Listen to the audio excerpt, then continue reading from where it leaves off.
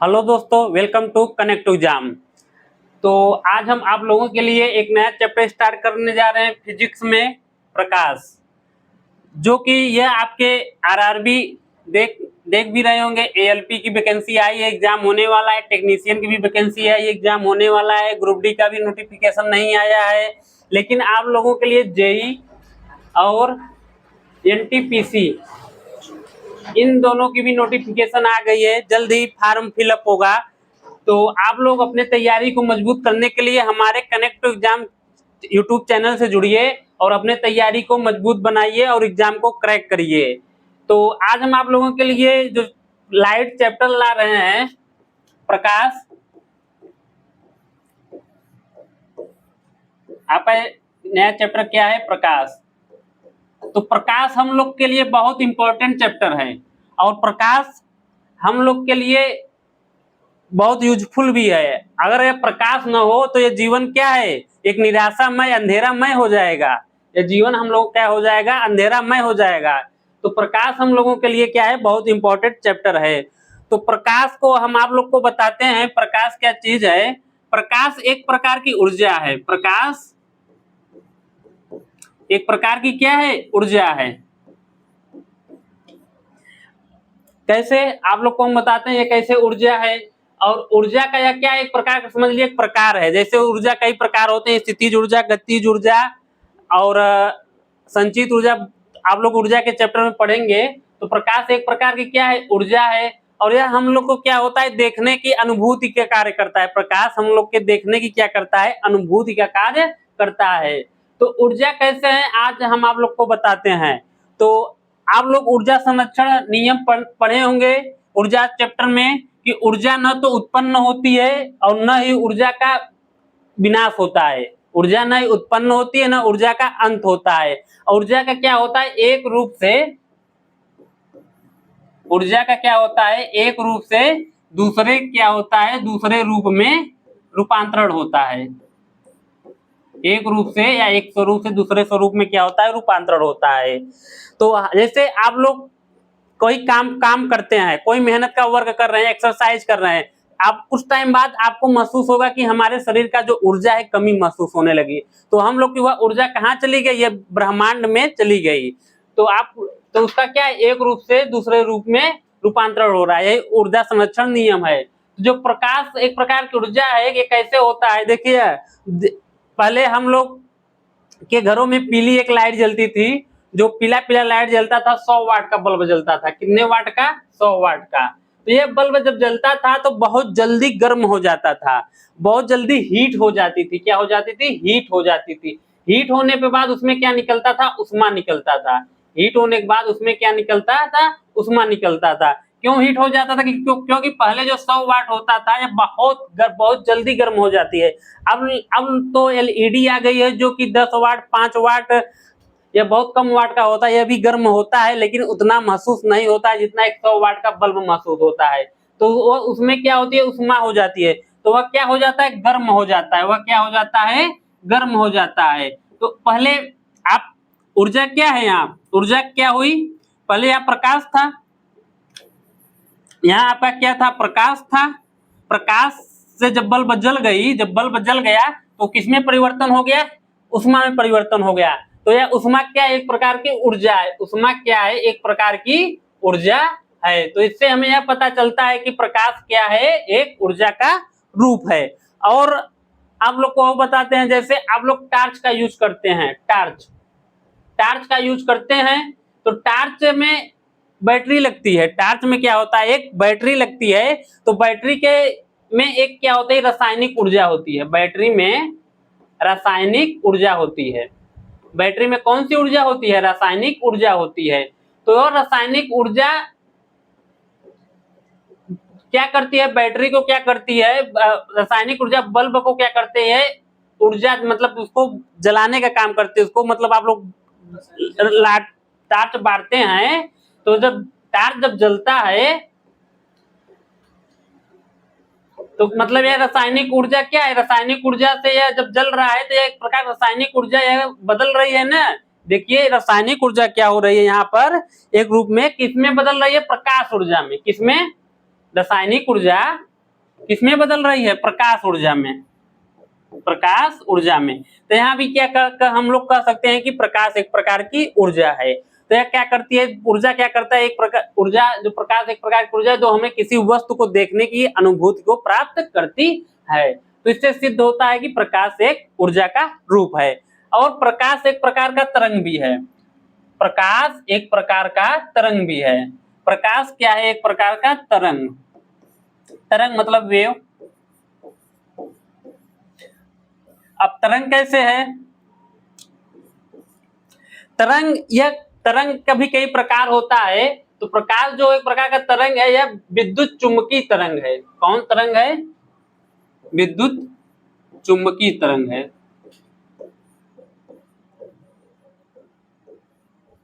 विद्युत चुम्बकीय तरंग। प्रकाश एक प्रकार का क्या है? तरंग भी है। कैसा तरंग है? विद्युत चुम्बकीय तरंग है। तो यह तरंग क्या काम करता है? तरंग माध्यम में चलने का काम करता है। तरंग क्या होता है? माध्यम में भी चलने का काम करता है। आप लोग ध्वनि, अभी हम आगे आप लोग को पढ़ाएंगे तो ध्वनि क्या होती है। ध्वनि किसी माध्यम के जरिए ही, मतलब किसी माध्यम के जरिए ही वह गमन करती है। तो तरंग क्या काम करता है? गमन करना। तो यह कौन सा प्रकाश आपका कैसा तरंग है? विद्युत चुम्बकीय तरंग है। यह विद्युत चुम्बकीय तरंग ऐसा तरंग है जो निर्वात, आपके निर्वात और माध्यम, निर्वात और माध्यम दोनों में चलने का काम करती है। जो यह विद्युत चुम्बकीय तरंग है, यह निर्वात और माध्यम दोनों में चलने का काम करती है। और यह जब माध्यम में चलने का काम करती है तो यह अनुप्रस्थ तरंग के रूप में चलती है। कभी कभी एग्जाम में पूछ लिया जाता है कि प्रकाश कौन सा तरंग के रूप में चलता है। आप लोग को ध्वनि में पढ़ाएंगे, अनुप्रस्थ और अनुदैर्ध्य होता है। तो यहाँ कौन सा, मतलब यहाँ माध्यम में चलेगा तो कौन सा तरंग में चलेगा? अनुप्रस्थ तरंग में चलेगा। तो अनुप्रस्थ तरंग क्या होता है कि आपका ये जिगजैग टाइप रहता है। यह आपका अनुप्रस्थ जो संचालन करता है, यह अनुप्रस्थ तरंग के रूप में चलता है। तो प्रकाश आप एक प्रकार की क्या हो गई? ऊर्जा हो गई। और प्रकाश एक प्रकार का तरंग भी हो गया।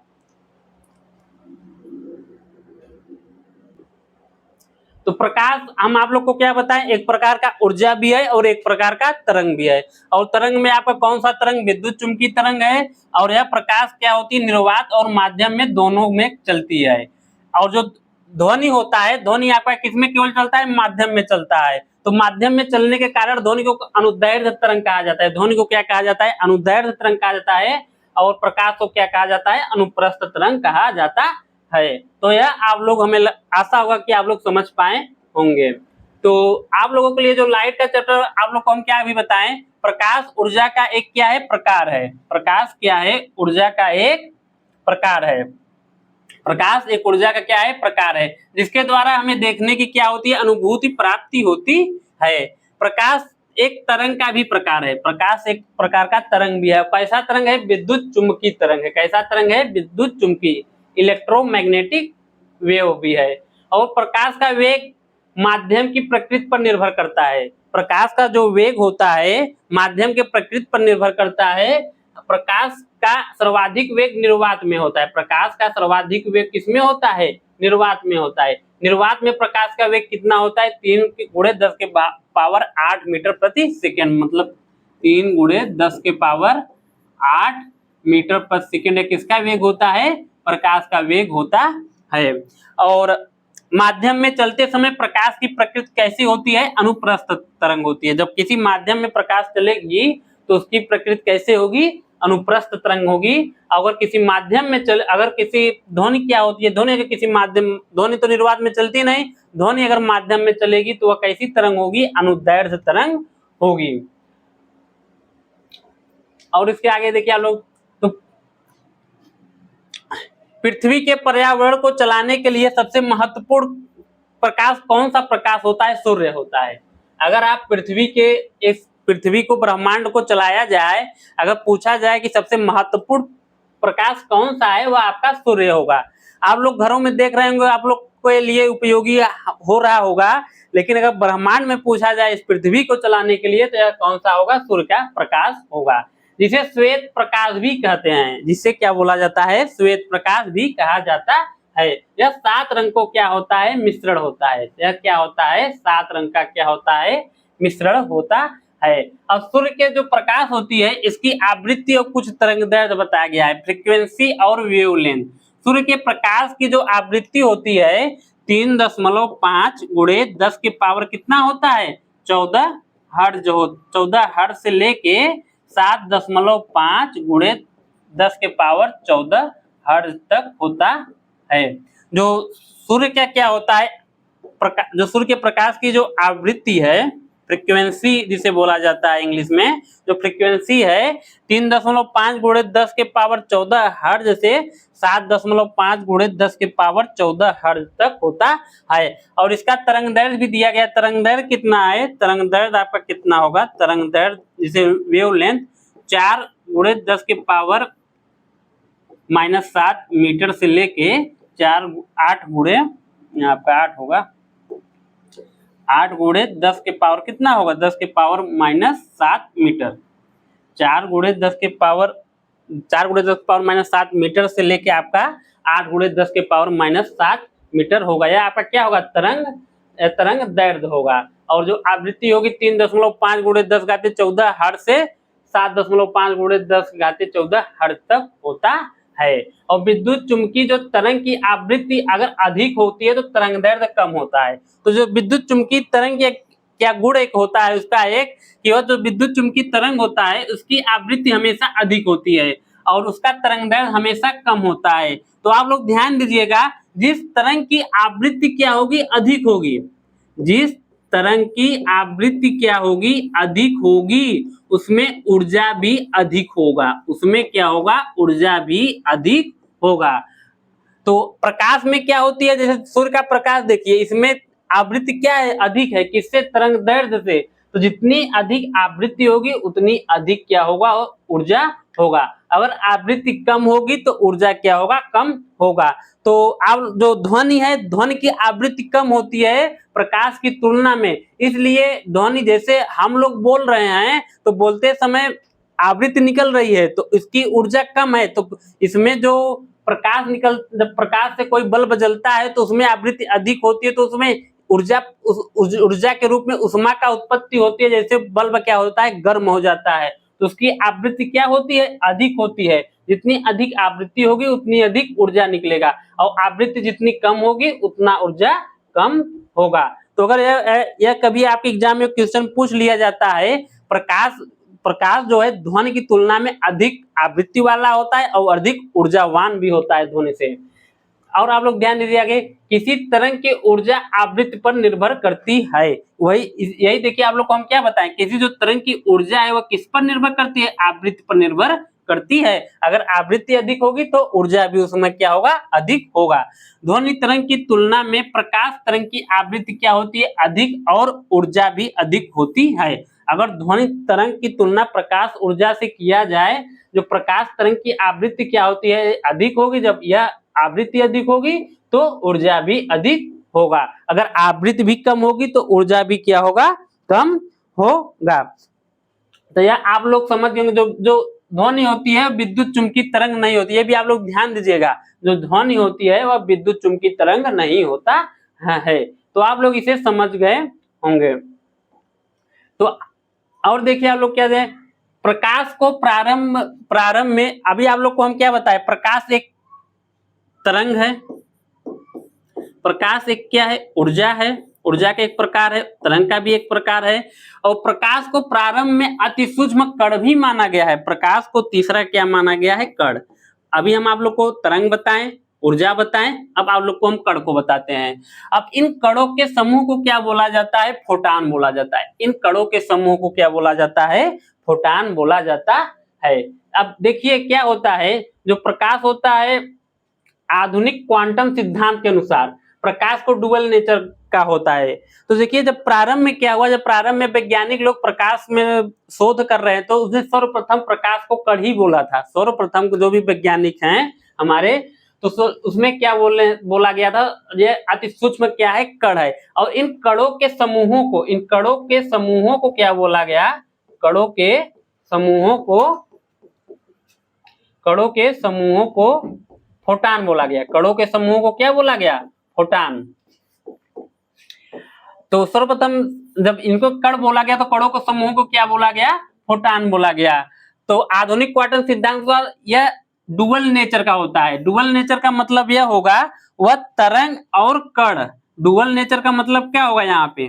डुअल नेचर, डुअल नेचर का मतलब यह है कि यह तरंग और कण दोनों की भांति कार्य करता है। जो प्रकाश होता है हम लोगों का, यह डुअल नेचर, कण और तरंग दोनों की भांति काम करता है। इसलिए आधुनिक क्वांटम सिद्धांत के अनुसार जो प्रकाश है यह डुअल नेचर का इसे बोला गया है। तो देखिए तरंग कैसे होता है? जब कोई प्रकाश किसी माध्यम में जा रही है, जब कोई प्रकाश किसी माध्यम से होकर जा रही है तो वह क्या बोला गया? तरंग बोला गया। जब कोई प्रकाश किसी माध्यम से जा रही है वह तरंग बोला गया। अब कण कैसे बोला गया? देखिए क्या होता है, जब कोई प्रकाश किसी वस्तु से प्रतिक्रिया करता है, जैसे प्रकाश आ रही है, प्रकाश मान लेते हैं यहाँ अवरोध है, प्रकाश आ रही है, थोड़ा आप लोग को बताते हैं। देखिए जैसे यह क्या है? प्रकाश है, प्रकाश यहाँ क्या हो रही है? आ रही है। और जब यहाँ आने के बाद क्या हो रही है? इससे क्या हो रही है? परावर्तन हो रही है। इससे क्या हो रहा है? परावर्तन हो रही है। तो यहाँ कण के रूप में परावर्तन हो रहा है। इसमें कण के रूप में यहाँ क्या हो रहा है? परावर्तन हो रहा है। इसलिए इसे क्या बोला गया कि यह प्रकाश क्या होता है? प्रकाश को क्या बोला गया? कण के रूप में भी बोला जाता है। प्रकाश जब किसी माध्यम में गमन करता है तरंग का रूप का व्यवहार करता है। प्रकाश जब किसी माध्यम में गमन करता है तो तरंग का रूप व्यवहार करता है, और जब किसी वस्तु के साथ प्रकाश प्रतिक्रिया करता है तब कण के रूप में व्यवहार करता है। जब किसी वस्तु के साथ प्रकाश क्या होता है? प्रतिक्रिया करता है, तब क्या होता है? वह कण के रूप में व्यवहार करता है। तो आप लोगों को हम क्या बताएं? जो प्रकाश है यह तरंग भी है, ऊर्जा भी है और कण भी का भी यह रूप है। प्रकाश क्या है? ऊर्जा भी है, कण भी है और तरंग, यह तीनों का क्या है? प्रकाश एक रूप है। तो अभी हम लोग को प्रकाश जब किसी माध्यम में गमन करता है और तरंग का व्यवहार करता है। प्रकाश जब किसी प्रतिक्रिया करता है किसी वस्तु से तो वह कण के रूप में व्यवहार करता है। जैसा कि आप लोग यहाँ देखिए, जब वो किसी वस्तु प्रतिक्रिया करेगा यहाँ कैसा